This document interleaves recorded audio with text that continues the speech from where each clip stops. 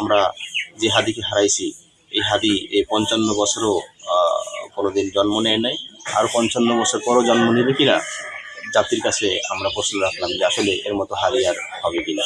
ওসমান বিন হাদি আমাদের কাছে, পরিবারের কাছে যেমনটা ছিল তারা ইতিমধ্যেই জেনেছেন, সারা দেশের মানুষ যেভাবে ভালোবাসতো, সেই ভালোবাসাটা তো এমনি এমনিতেই সৃষ্টি হয়নি, আসলে সেটা তার অর্জন ছিল। আর আমাদের পরিবারে সে ছিল সবার কাছে অত্যন্ত স্নেহের এবং অত্যন্ত আদরের একটা সন্তান।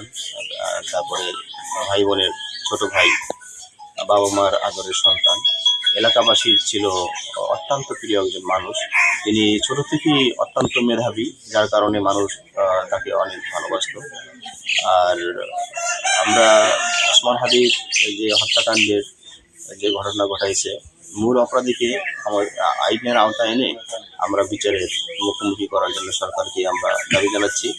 যতক্ষণ পর্যন্ত এই হাদির বিচার করা না হবে, ওসমান হাদির হত্যাকারীকে বিচার করা না হবে, ততক্ষণ পর্যন্ত আমরা কোনোভাবেই থামবো না। আমাদের কোনোভাবেই সান্ত্বনা দেওয়ার মতো না, কারণ আমরা যে হাদিকে হারাইছি, এই হাদি এই 55 বছরও কোনোদিন জন্ম নেয় নাই, আর 55 বছর পরও জন্ম নেবে কিনা জাতির কাছে আমরা প্রশ্ন রাখলাম যে আসলে এর মতো হাদি আর হবে কিনা। দাফনের ব্যাপারে এখন পর্যন্ত আমরা সিদ্ধান্ত নিতে পারি নাই। দাফন আগে ঢাকায় আসার পরে আগামীকালকে সম্ভবত 6টার দিকে ঢাকায় এসে পৌঁছাবেন। তারপরে শনিবার দিন বাদ জোহর মানিক মিয়া এভিনিউতে ওর জানাজা অনুষ্ঠিত হবে। তারপরে আমাদের গ্রামের বাড়িতে জানাজা কখন হবে, কোথায় দাফন করা হবে, সেটা আমরা পরবর্তীতে জানিয়ে দেবো। ওইভাবে ওসিয়াত ছিল না, কিন্তু তার লেখালেখিতে যতটুকু আমরা লক্ষ্য করছি যে আমাকে যদি কেউ শহীদ করে ফেলে অথবা কেউ যদি মেরে ফেলে, তাহলে আমার আব্বার পাশে আমার কবরটা দিয়ে দিও। আমরা কখনই নিরাপত্তার ভিতরে ছিলাম না।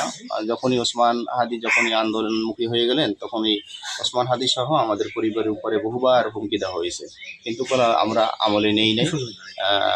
সেক্ষেত্রে সবসময় আমরা শঙ্কিত যে আসলে আমরা আমাদের দিনটা কীভাবে যাবে, এটা নিয়ে আমরা সবসময় শঙ্কিত আছি।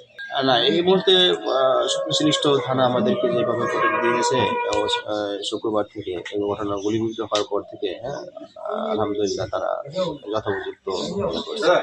আর ওর জন্য আমাদের যে দাবিগুলো, সেটা হচ্ছে ওর উত্থানটা হয়েছিল শাহবাগ থেকে। আপনারা জানেন যে শাহবাগ থেকে ওর উত্থান হয়েছিল।